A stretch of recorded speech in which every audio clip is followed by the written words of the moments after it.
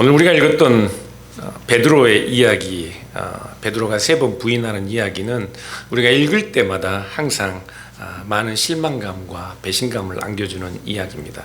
그렇지 않은가요? 베드로가 이렇게 예수님을 3번이나 부인하다니. 사실 예수님은 베드로를 특별하게 생각하셨습니다. 예수님께서 베드로를 처음 만나는 순간 베드로에게 반석이라는 이름을 지어줬어요. 아람어로 게바인데, 그래서 이 헬라어로는 이게 반석이라는 말이 페트로예요. 그래서 베드로라 이렇게 부르고 있죠. 예수님은 베드로의 신앙 고백 위에 어떤 권세도 이기지 못할 주님의 교회를 지으시겠다, 그렇게 말할 정도로 베드로는 예수님에게도 특별한 제자, 특별한 존재였습니다. 베드로도 예수님에게는 특별했어요. 남다른 헌신을 보였던 사람입니다. 예수님을 따르던 많은 사람들이, 표적을 보고 따르던 사람들이 예수님의 가르침이 마음에 안 들자 많이 떠났어요. 그럴 때 예수님께서 너희들도 떠나지 않느냐, 그럴 때 베드로는 영생의 말씀이 여기 있으니 우리가 어찌 주님을 떠나겠습니까? 그렇게 주님 곁에 남아있던 사람입니다. 예수님께 제자들의 발을 씻을 때 베드로는 급구 사용했는데, 예수님께서 내가 너희의 발을 씻어주지 않으면 너희와 아무런 관계가 없다 하자 베드로는 그러면 나의 온몸을 씻어주십시오 할 정도로 예수님에게 각별한 어떤 애정과 그런 사랑을 표현하던 제자였습니다. 예수님께서 제자들에게 자신의 가는 길에 대해 설명하시면서 내가 가는 길을 너희가 따라올 수 없다라고 말씀하시자 베드로는 내 목숨이라도 바치겠습니다 하고 그렇게 예수님께 자신의 헌신을 고백했던 제자이고, 감람산에서 예수님을 잡으러 많은 사람들에게 베드로는 칼을 휘둘러 예수님을 보호하려고 했던 그런 제자입니다. 근데 오늘 본문을 보면 그런 베드로가 예수님을 부인합니다. 몇 번이나? 3번이나. 실망스럽습니다. 그런데 예수님은 베드로가 이미 닭 울기 전에 3번 부인할 것을 미리 아셨습니다. 그리고 그것을 미리 말씀하셨어요.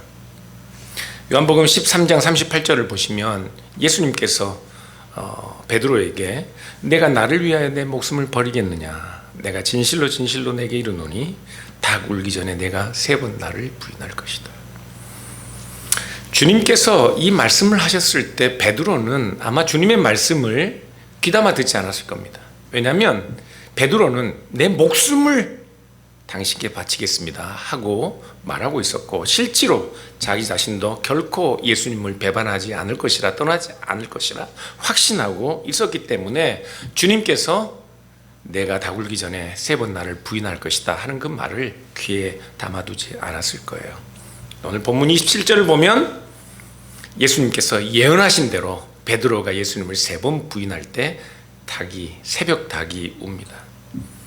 마태복음 26장을 보면 이 동일한 사건을 설명하는데 베드로는 예수님의 말씀을 기억하고 밖에 나가 심히 통곡합니다. 새벽 닭이 울 때 베드로는 자신의 절망을 보았습니다. 자기 자신에게서 절망을 보았다고요. 이 성경을 읽어보면 재미있게도요, 사복음서에 마태, 마가, 누가, 요한복음에 그 4개의 복음서들이 모두 다 언급하고 있는 사건들은 그렇게 많지 않습니다. 그런데 이 베드로가 예수님을 3번 부인한 사건은 모든 복음서들이 다 기록하고 있습니다. 그것도 아주 자세히 3번 부인한 것을 기록하고 있어요. 재밌는 것은요, 성경이 기록될 때 베드로는 이미 교회의 수장이었습니다. 성경이 기록되던 당시에는 베드로는 사도 중에 으뜸이었어요. 그 당시에 그런 위대한 성인으로 여겨지고 있는 이 사도의 이 수치스러운 실패, 이 절망스러운 이야기를 4개의 복음서가 모두 다 자세히 그냥 예수님을 부인했다 정도가 아니라 1번, 2번, 3번, 새벽 닭 울기 전에 3번이나 부인한 것을 자세히 기록하고 있어요. 왜 이렇게 그 당시에 교회의 가장 수장이었던 사도 중에 으뜸이었던 베드로의 수치스러운 이야기를 성경은 자세하게 기록하고 있는 것일까요? 왜일까요? 그 이유는 성경이 우리에게 하나님의 나라, 죄사함, 구원, 예수 그리스도를 통해 하나님이 우리에게 주시는 그 하나님의 통치는 베드로 자신의 힘이나 능력으로는, 그의 열심으로는 실패할 수밖에 없다는 사실을 우리에게 가르치기 위해서입니다. 하나님의 일은 우리 자신들의 힘, 우리 스스로의 능력, 재력, 지혜로는 결코 성공할 수 없는 일입니다. 그가 아무리 위대해도, 아무리 훌륭해도, 아무리 똑똑해도 하나님의 일은 자기 힘으로 안 되는 겁니다. 베드로는 주님 가시는 길에 자기의 목숨을 내어놓겠다고 그렇게 다짐했습니다. 그러나 그건 불가능한 일이었습니다. 왜냐하면 베드로가 자기 목숨을 내어놓겠다 하던 그 일은, 그 길은 예수님이 가시는 길과는 전혀 다른 길이었기 때문에 그렇습니다. 혹시라도 예수님께서 베드로와 제자들이 기대하던 길로 가셨다면 베드로와 제자들은 자신들의 목숨을 내어놓을 수 있었을 것입니다. 예수님께서 만일에 유대 부패한 정치인들, 유대 부패한 종교 지도자들을 척결하고 그들을 수탈하는 로마의 병사들을 몰아내는 봉기를 일으키셨다면 예수님의 제자들 베드로들은 기꺼이 목숨을 내어놓고 로마 병사들과 싸웠을지도 모릅니다. 그리고 그들에 관한 이야기는 우리에게 예수와 영웅들의 이야기로 전해졌을지도 모를 일입니다. 그러나 지금 예수님은 제자들과 베드로는 전혀 상상하지 못한 길을 가십니다. 그 길은 한 나라, 한 민족을 살리는 길이 아니라 모든 민족, 모든 인류를 살리는 길이었습니다. 그래서 그 길은 봉기를 일으켜 검과 몽치로 유대인들의 적군을 몰아내는 길이 아니라 예수님께서 우리의 죄를, 모든 인류의 죄를 대속하여 십자가를 친히 지셔야 하는 길이었다고요. 주님께서 가시는 길은 능력 있는 자들이 영웅이 되는 길이 아니라 모든 죄인들이 생명을 얻는 길이었습니다.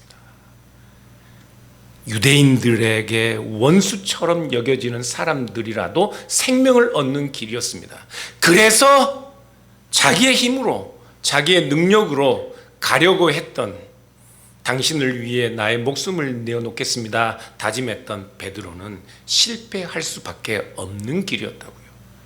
그의 원수까지도 사랑하는 길이었으니 실패할 수밖에 없지요. 베드로는 하나님의 뜻과 생각을 알지 못했습니다. 우리도 마찬가지예요. 사람들은 하나님의 뜻과 생각을 잘 모릅니다. 그래서 하나님께서 우리에게 참으로 주시기를 원하는, 우리에게 진짜로 유익한 것, 참으로 우리를 위해 하나님께서 주시고자 하시는 우리의 하나님이 우리를 위한 우리의 미래와 참된 희망에 대해서는 우리는 잘 모릅니다. 진짜로 우리에게 유익한 것, 하나님이 진짜로 우리에게 유익한 것으로 하나님께서 여기고 계시는 것, 우리는 그거 잘 몰라요.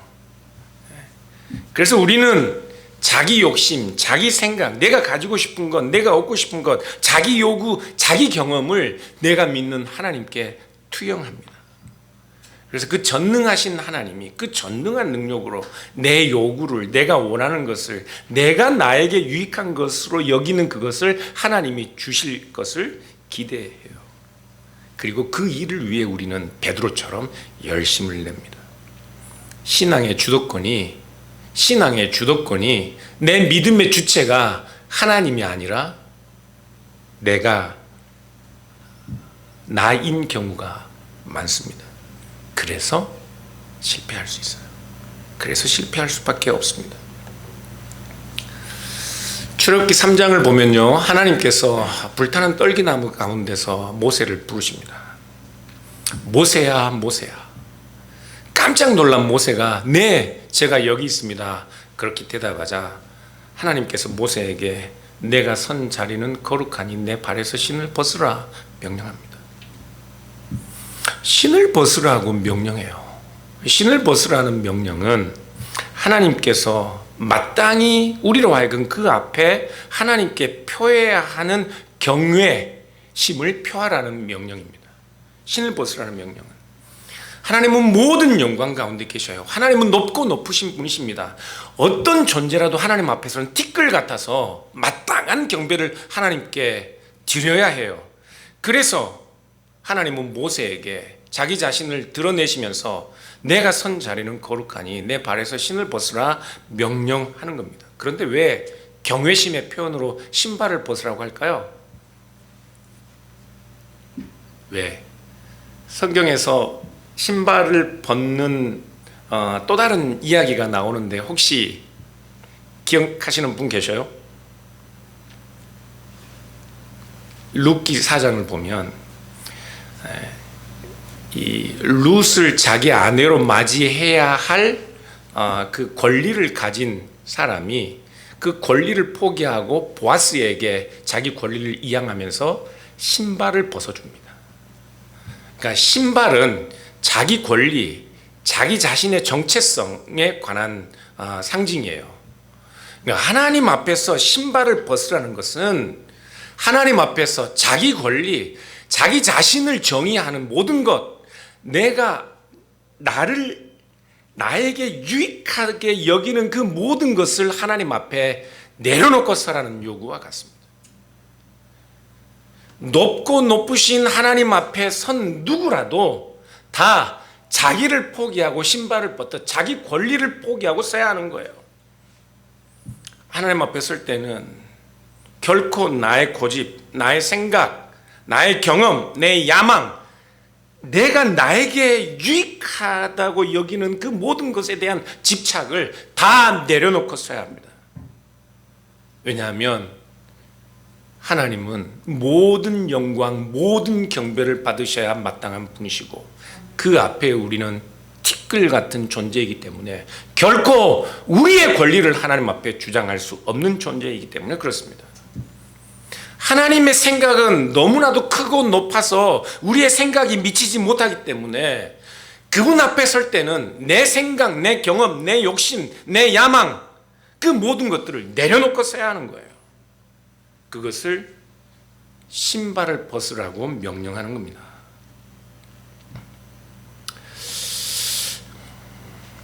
구약 성경에 예배하다라는 단어가 신약 성경도 마찬가지지만 두 개의 단어가 나와요.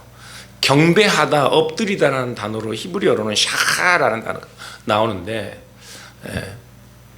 이 단어를 신약 성경에서 번역할 때는 프로스퀴네오라는 단어로 번역했습니다. 이 신약 성경에서 하나님을 예배하다라는 이 단어는 앞으로 엎드려 키스한다는 말입니다. 땅에 엎드려 땅에 입을 맞춘다는 말이에요. 하나님을 경배한다는 말은 땅에 입을 맞추는 행위입니다. 우리는 하나님의 그 영광스러움 앞에 우리 자신들이 얼마나 비천한 티끌 같은 존재인지 땅에 입 맞추며 우리는 티끌 같은 존재라는 사실을 고백해야 하는 거예요. 그것이 하나님을 예배하는 겁니다. 그것이 하나님을 경배하는 겁니다. 여러분, 우리가 주일날 모여서 하나님을 예배하지만 예수 그리스도를 통해서 우리를 자신의 자녀 삼으신 하나님의 그 사랑과 영광스러움 앞에 우리는 감히 그 은혜를 받기에는 티끌 같은 존재라는 사실, 땅에 입 맞추듯 우리 자신들을 낮추어야 하는 거예요.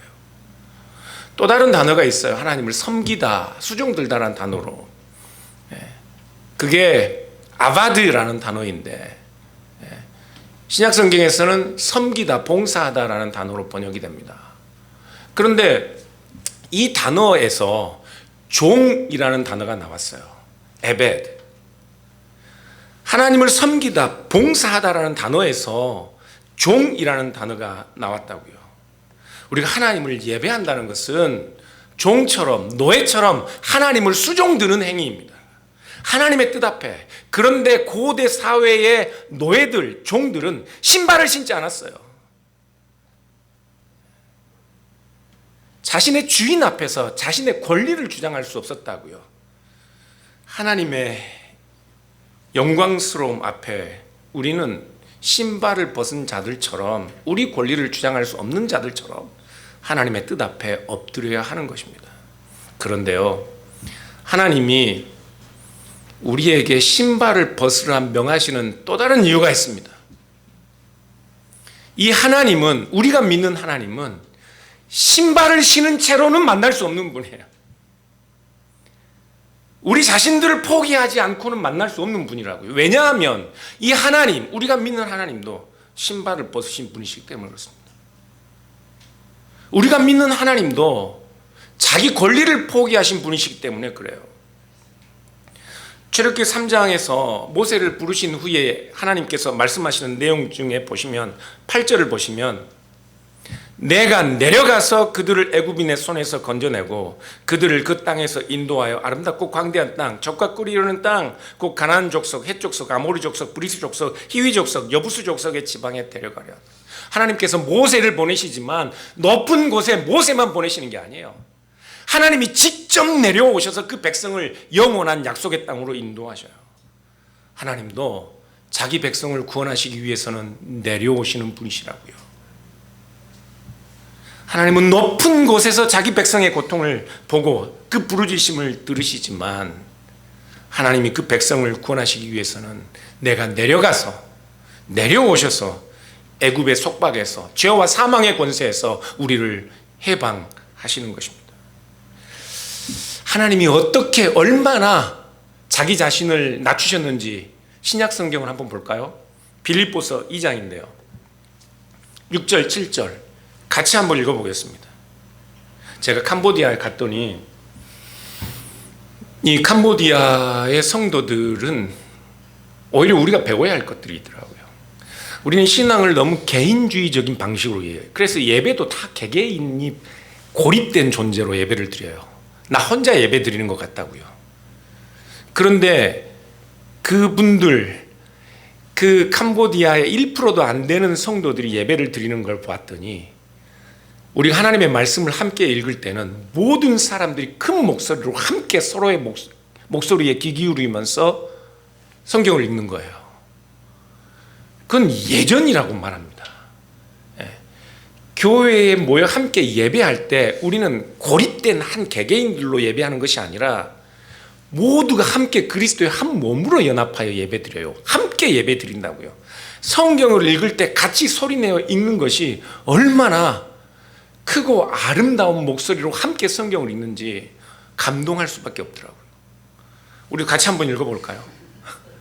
큰 소리로 같이 읽겠습니다. 그는 근본 하나님의 본체시나 하나님과 동등됨을 취할 것으로 여기지 아니하시고 오히려 자기를 비워 종의 형체를 가지사 사람들과 같이 되셨고 사람의 모양으로 나타나사 자기를 낮추시고 죽기까지 복종하셨으니 곧 십자가에 죽으심이라. 네, 아멘. 예수님은 하나님의 본체이셨어요. 하나님이셨다고요. 높으신 하나님이시지만 우리를 구원하기 위해 어떻게 해요? 자기를 비우고 내려오신 하나님이에요. 근본 하나님이시나 자기를 비우셨어요. 이 말은 출애굽기 3장의 표현으로 말하면 하나님이 신발을 벗으셨다는 말입니다. 하나님이신 자신의 권리를 포기하셨다고요. 자기에게 좋은 것으로 여겨지는 것을 취할 것을 당연하게 여기지 아니하시고 오히려 그 권리를 포기하고 비우셨어요. 어떻게 오셨어요? 노예의 형상으로. 신발을 신지 못하는 노예의 형상으로 오셨다고요. 그리고 노예들이나 당하는 십자가의 형벌을 주님께서는 당하셨습니다. 우리를 살리기 위해서 우리 주님도 내려오셨습니다. 자기를 포기하셨어요. 이 하나님을 알지 못하기 때문에 우리가 실패하는 거예요. 오늘날 많은 교회들이 교회의 위기를 이야기합니다. 그런데 기독교 역사에 교회가 위기가 아닌 적이 어디 있었어요? 정말 큰 위기는 우리가 믿는 하나님이 자기를 비우고 내려오신 하나님이라는 사실에 대해서 우리가 잘 알지 못하는 거예요. 그래서 그 하나님을 믿고 섬기는 우리도 신발을 벗어야 한다는 사실을 모르는 거예요. 다 자기 욕심에 사로잡혀 있어요. 우리가 믿는 하나님은 자기를 비우시고 신발을 벗으셨는데 우리는 20년, 30년 교회를 다니면서도 내 고집, 내 욕심, 내 야망, 내 경험들을 내려놓지 못하고 아직까지 그 낡은 신발을 여전히 신고 있습니다. 베드로는 하나님께서 예수 그리스도를 통해 세우실 그 하나님의 나라, 하나님의 통치를 알지 못했습니다. 하나님께서 세우시는 그 나라는 영들의 나라가 아니에요. 검과 몽치로 세워지는 나라가 아니에요. 십자가로 세워지는 나라예요. 나무로 다스리는 나라라고요.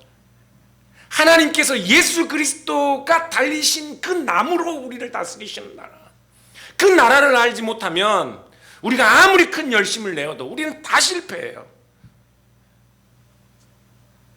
그래서 베드로의 실패, 베드로가 지금 절망하는 이 수치스러운 자리는 왜 예수님께서 십자가를 지셔야 하는지를 우리에게 설명하는 자리입니다. 마틴 루터는 이 베드로의 이야기를 왜 그리스도께서 고난받으시고 죽으셔야 하는지를 설명하는 이야기라고 그렇게 우리에게 가르쳐요. 여러분, 제가 캄보디아에서 우리 신학교에 등록한 사람들 한 사람 한 사람들을 인터뷰를 했는데 이 체아 쌈망, 체아 찬다비라는 이 커플이 학교에 등록했습니다. 커플이 학교에 등록했어요. 이분들의 이야기가 제 가슴을 울렸어요. 이분들이 2002년에 결혼했습니다. 남편은 대학교에서 마케팅을 전공했어요. 저희 신학교에 32명이 등록했는데 그 중에서 유일하게 대학교를 졸업한 한 사람입니다. 캄보디아 그렇게 학력이 높지 않아요, 사람들이. 그런 유일하게 대학을 졸업한 사람이고, 그것도 프놈펜의 가장 좋은 대학을 마케팅을 전공했으니 자신의 삶에 얼마나 큰 기대가 있었겠습니까? 결혼하고 시간이 갈수록 경제는 어려워지고 돈은 바닥나고 자신들의 인생에 가졌던 소망은 사라지는 것 같았습니다. 결국 그들은 아내가 남편과 아이들을 남겨두고 한국에 일을 하러 가기로 결정했습니다. 한국에 가서 2년 동안 열심히 일을 했는데 2년 만에 일하던 공장이 문을 닫아버렸어요. 그래서 이제 다시 일자리도 없어서 캄보디아로 돌아가야 하는 그 3개월 안에 다른 직장을 못 구하면 돌아가야 되는 그런 처지라 한국에 가기 위해서 빚도 내고 했는데 아직 본인들이 경제적으로 모든 것들을 다 해결하지 못하는 상황인데 이러지도 못하고 저러지도 못하는 상황에 매일처럼 울었대요.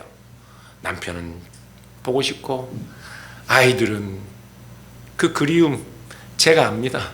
얼마나 보고 싶은지 그 그리움 때문에 죽을 수도 있어요. 그런 그리움에 사로잡혀 있는데 같은 캄보디아 아는 동생이 교회로 인도했어요. 교회 첫날 예배를 드리는데 하나님은 당신을 사랑하십니다라는 말 한마디에 이 여인은 이 아내 되시는 분이 베드로처럼 그렇게 통곡했다고 해요. 하나님이 자기 자신을 뒤에서 이렇게 따뜻하게 안아주는 것 같았다고 하더라고요. 그 비슷한 시기에 남편도 너무 힘들었다고 합니다. 아내도 죽을 만큼 보고 싶고 무엇보다 자기 자신에 대한 회의, 삶에 대한 불안감 때문에 너무 힘들었다고 해요. 자기 힘으로 무엇 하나 해결할 수 없는 그런 절망감이 사로잡고 있을 때 그는 누군가 신의 도움, 신이 존재한다면 신이 도와줘야 할 것 같아서 종교를 찾았다고 합니다.